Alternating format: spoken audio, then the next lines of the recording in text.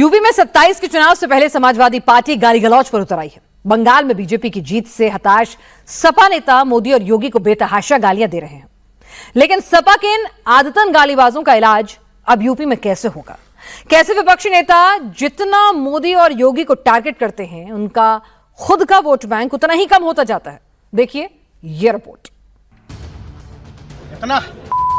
इतना देश विरोधी ऐसा कोई प्रधानमंत्री आज तक हुआ नहीं है और न आगे आने वाली सरकारों में ऐसा मिलेगा। अखिलेश यादव की पार्टी प्रधानमंत्री मोदी को गालियां दे रही है। मोदी जी जो कुछ बोलते हैं बहुत अच्छा बोलते हैं। पेट्रोल की खपत कम करें, सोना ना खरीदें और विदेश की यात्रा करोड़ों में खर्च करें। कितना न्याय है, कितना लोकप्रिय प्रधानमंत्री है। इतना देश विरोधी ऐसा कोई प्रधानमंत्री आज तक हुआ नहीं है और न आगे आने वाली सरकारों में ऐसा मिलेगा। अखिलेश यादव की पार्टी यूपी के मुख्यमंत्री को गालियां दे रही है। समाजवादी पार्टी जिंदाबाद जिंदाबाद जिंदाबाद, अखिलेश यादव जिंदाबाद जिंदाबाद जिंदाबाद। की सरकार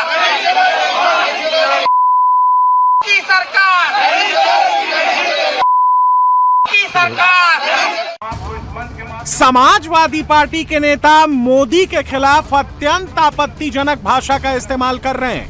आपको इस मंच के माध्यम से बताना चाहते हैं और सांसद जी की तरफ से भी आश्वस्त करना चाहते हैं, अब ये जुल्म ज़ाती फतेहपुर जनपद में नहीं, पूरे उत्तर प्रदेश में नहीं चलने वाले। जिस टाइम हमारा सांसद शेर की तरह लोकसभा में दहाड़ेगा ना, मोदी बोलने वाला चाहिए। बंगाल में ममता दीदी की हार के बाद सपाइयों में हताशा और निराशा है, लेकिन जब जब विपक्ष को हार में निराशा मिलती है, वो बेतहाशा गाली गलौज देने पर उतर आता है। लेकिन सपा और कांग्रेस के लोग मोदी और योगी को जितना गाली देते हैं, उतना ही इनका वोट बैंक कम हो जाता है। सपा और कांग्रेस जितना मोदी और योगी को टारगेट करते हैं, चुनाव हार जाते हैं। समाजवादी पार्टी के नेता आजम खान ने 2014 लोकसभा चुनाव से पहले पीएम मोदी को गाली दी। कांग्रेस के बेनी प्रसाद वर्मा ने आपत्तिजनक भाषा का इस्तेमाल किया और यूपी की जनता ने इसका जवाब सपा और कांग्रेस को वोट की चोट से दिया। यूपी में 2014 के लोकसभा चुनाव में बीजेपी गठबंधन 10 से 73 सीटों पर पहुंच गया, जबकि सपा 23 से 5 सीटों पर सिमट गई और कांग्रेस 21 से 2 सीटों पर पहुंच गई। लेकिन समाजवादी पार्टी अपनी गलतियों से सीखने की बजाय उसे बार बार दोहराती है। चुनाव से पहले मोदी और योगी पर अटैक करती है। प्रधानमंत्री मोदी देश हित में संसाधन बचाने की अपील कर रहे हैं, तो यूपी में समाजवादी पार्टी के हमीरपुर से सांसद पीएम मोदी पर अभद्र टिप्पणी कर रहे हैं। इतना देश विरोधी ऐसा कोई प्रधानमंत्री आज तक हुआ नहीं है और न आगे आने वाली सरकारों में ऐसा मिलेगा। लेकिन सपा के इन आदतन गालीबाज का इलाज योगी मॉडल से होगा। सपा सांसद अजेंद्र सिंह की पीएम मोदी पर आपत्तिजनक टिप्पणी को लेकर यूपी में आक्रोश है।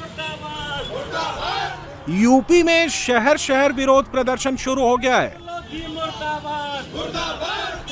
सपा सांसद के खिलाफ नारे लगाए जा रहे हैं, पुतला फूंका जा रहा है। प्रधानमंत्री का अपमान नहीं सहेगा हिंदुस्तान, प्रधानमंत्री का अपमान। देखिए, जाको प्रभु दारुण दुख दीना ताकि मति यानी उसकी बुद्धि पहले हर लेना, यानी समाजवादी पार्टी का जैसे कि जनता की नजरों में वैसे भी रसातल में जा चुकी है और वह 2027 में पूरी तरह से समाजवादी पार्टी का सफाया होते हुए देखेंगे।